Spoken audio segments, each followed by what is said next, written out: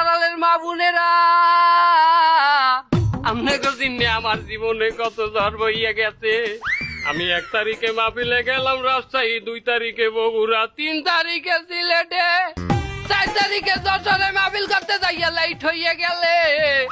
বাড়ি যাইতে যাইতে রাত 3টে বাজে গেছে। বাড়ির দরজায় যে টোক্কা দিমু এই কালে মনে পড়িয়ে গেছে আমার বউ রাইত জন্মদিন হারে ঘুরাইতে নেওয়ার কথা মেলায়, হারে খাওয়ানোর কথা ফুচকা আর সুমনের চিকেন ফেরাইয়া তো হয় নাই। আরে কত সুন্দর চোখ দিয়ে পানি পড়ে। সাহস করিয়া যাই দরজায় টোকা মারলাম, রাসেল ভাইপারের মতো ফস করিয়া দরজাটা খুললে গেল। সামনে যাইয়া দেই বেলা দুপুরার ঠোঁটে লাল লিপস্টিক মাহাইয়া, হাতে পিছা লইয়া দেওর নান খারাইয়া রইছে আমার বউ। তরের ঠোঁটে কইলাম বিবি রে, যে কয়টা পিছাইতে দিবি দে, আজ মাহফিলের লইয়া দেরি হইয়া গেলে এইতে তোরে ঘুরাইতে নিতে পারি নাই। বিবি কইলে এ গোলামের বউ, তুই আমারে কাইলগো নিয়ে যাবি, আজগো মাফ করিয়া দিলাম, কালকে যদি না নাও তোরে পিছাইতে না দাও দিয়ে কোবাম।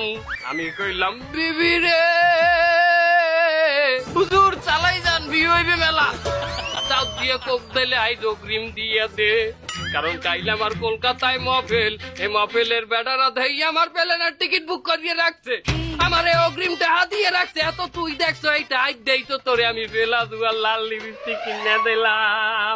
বউ কোন রকম বোঝ দেওয়ার পরে বউরে কোন রকম তেল পানি মাথায় চান্নিয়া দিয়া দুধ কেলাইতে করা ভাত কফ লাইয়া খাওয়াইয়া ঘুম পড়াই তুইলাম।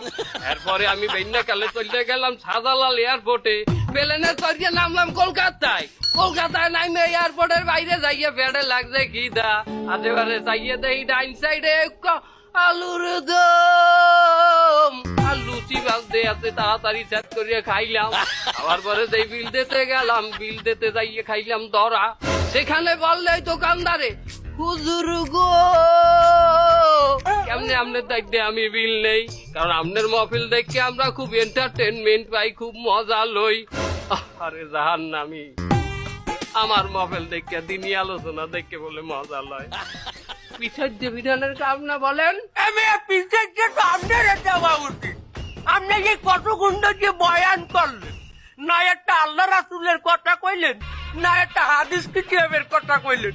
আপনি আপনার বউ পেলাজো করছে, তার আপনি কি বউরে কলা মাইকে খাওয়াইছেন নাকি হইয়া কইতে আছেন, তার আপনি এই জায়গা কিসের বয়ান করেন? এটা কি দিনই আলোচনা?